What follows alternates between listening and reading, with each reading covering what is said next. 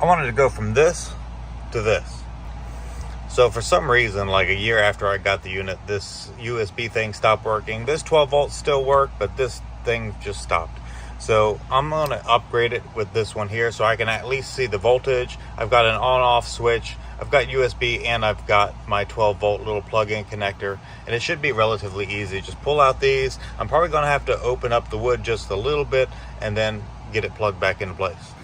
Now, because I ended up wanting to have everything switched, I ended up taking that one little pigtail wire, I cut it off underneath the insulation, and I'm gonna actually just put it right here on the switch. That way when I shut off the switch, it shuts off everything inside of here. And then really all I gotta do is make the connection here to the ground and it should be good to go. In order to clean this up a little bit, my ground here, I'm probably gonna take this connector off and hook up that little pigtail ground that's already connected. And then this has already got the connection on it, so I'm probably just gonna cut it off here, wrap it with some tape, and then make that my new connection point. Actually, I just saw that they gave me a bunch of these connectors, so I ended up cutting this off, and let's put on one of these new connectors. That way we keep everything nice and clean. I've got it all hooked up. Let's go ahead and take a look.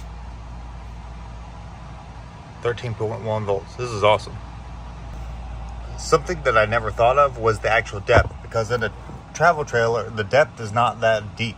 So the existing one had these little trim rings on the front, which makes it not flush in the front, but it now lets it stick out like probably 3/8 of an inch. So I ended up using that off of my existing. That way these don't stick in as far, and now it'll actually fit all the way in, because I had a little spot where there was like a heavy 1/4 inch of a gap between the panel and this piece here, and using those existing trim rings really helped bring this thing back out.